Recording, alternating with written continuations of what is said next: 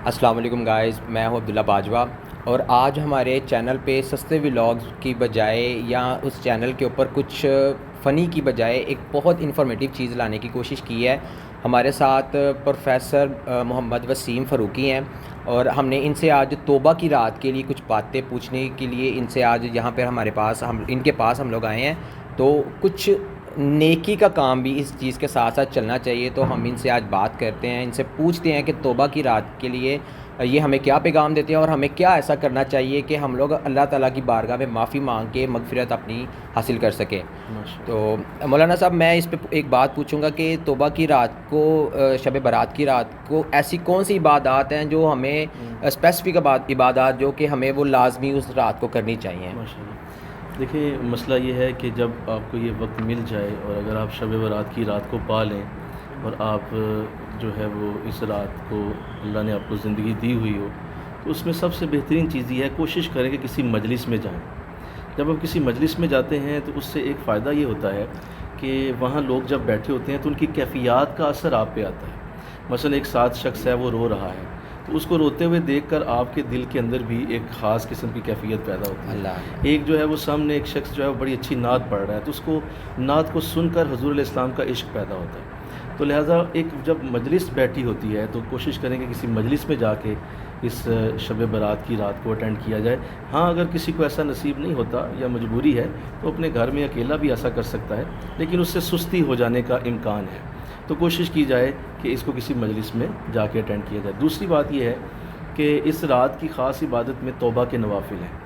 توبہ کے نوافل کی کثرت کی جائے اور کثرت سے اللہ کی بارگاہ میں توبہ کو پیش کیا جائے۔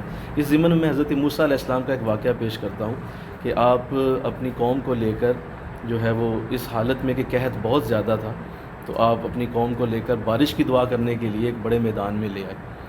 تو جب دعا مانگی تو بارش ابھی نہ ہو، تو اللہ کی بارگاہ سے یہ جواب آیا کہ اے موسیٰ، تمہارے اس مجمع میں ایک ایسا شخص ہے جو بہت زیادہ گناہ گار ہے اور اس کی وجہ سے بارش رکی ہوئی ہے، اور لہٰذا اس سے کہو کہ وہ اس مجمع سے نکل جائے، جو ہی وہ نکلے گا ہم تمہاری دعا قبول کر لیں گے اور بارش بھی ہو جائے گی۔ تو حضرت موسیٰ علیہ السلام نے اعلان کر دیا، بھائی تم میں سے جو کوئی شخص گناہ گار آدمی ہے جس نے گناہ کیے ہوئے ہیں وہ اٹھ جائے یہاں سے، لیکن کوئی بھی نہ اٹھا۔ تو دوسری بار بھی اعلان کیا، کوئی نہ اٹھا۔ تو تیسری بار آپ نے کہا کہ دیکھو، میں اللہ کا رسول ہوں، نبی ہوں، میں پہچان اسے لوں گا اور میں اس کا نام بھی یہاں سے کھڑے ہو کے بتا سکتا ہوں، بہتر ہے کہ خود ہی اٹھ کے چلا جائے۔ لیکن ابھی ایسا ہی کہا تھا کہ بادل آئے اور بارش شروع ہو گئی۔ تو اللہ کی بارگاہ سے جب بارش ہوئی تو موسیٰ علیہ السلام نے پوچھا، مولا میں نے تو ابھی گناہ گار کو اٹھتے ہی نہیں دیکھا۔ تو جواب آیا، موسیٰ اس نے دل ہی دل میں توبہ کر لی تھی، تو ہم نے اس کی توبہ کو قبول کر لیا، لہٰذا اس لیے ہم نے بارش برسا دی۔ تو اس لیے یہ توبہ کا معاملہ بہت بڑا ہے، اور اللہ کی بارگاہ میں توبہ اس قدر بڑی ہے کہ جب شیطان اللہ سے مکالمہ کرتے ہوئے جا رہا تھا اللہ کے دربار سے کہ تو نے مجھے نکالا ہے، میں تیرے کسی بندے کو نہیں چھوڑوں گا، مجھے تیری عزت و جلال کی قسم میں تیرے کسی بندے کو جنت کی طرف نہیں جانے دوں گا، میں اسے گناہ کروا کے دوزخ کی طرف لے جاؤں گا، تو مجھے تیری عزت و جلال کی قسم میں باز نہیں آؤں گا۔ تو اللہ کی بارگاہ سے جواب آیا تھا کہ اے ابلیس، مجھے میری عزت و جلال کی قسم، جب میرا بندہ مجھ سے معافی مانگے گا میں اسی وقت معاف کروں گا۔ سبحان اللہ۔ تو لہٰذا یہ توبہ کی رات ہے، مسلسل توبہ کی جائے اور کوشش کی جائے کہ آپ کی آنکھیں گیلی ہو جائیں۔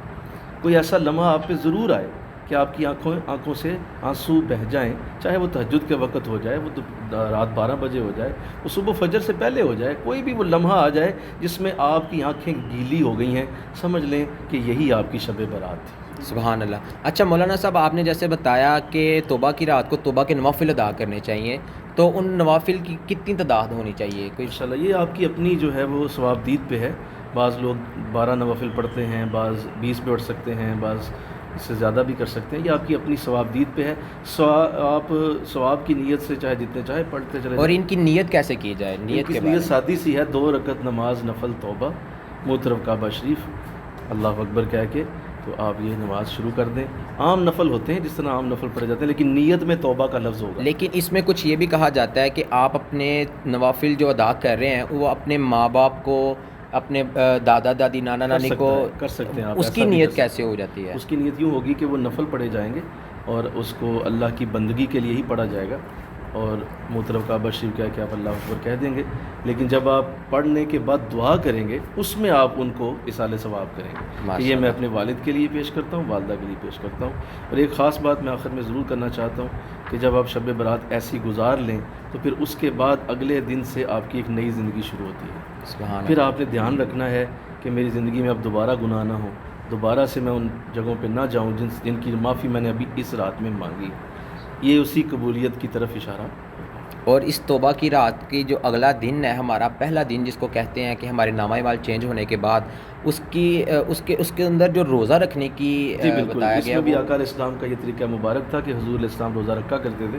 اور آپ نے فرمایا عائشہ جب اللہ میرا حساب کر رہا ہو یا میرے بارے میں میرے نامہ اعمال کو اللہ کے سامنے رکھا گیا ہو تو میں چاہتا ہوں کہ میں اس وقت روزے سے ہوں.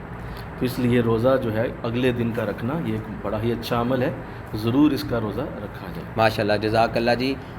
جیسا کہ آج ہم نے اپنے چینل پہ کچھ نیو لانے کے لیے یہ نہیں سوچا کہ اس چینل کے اندر یہ نیو ہے, نیو نہیں, یہاں پہ بات صرف یہ تھی کہ ہم توبہ کس طرح کریں, توبہ کر کے اپنے آپ کو مغفرت کی طرف کیسے لے کے جائیں.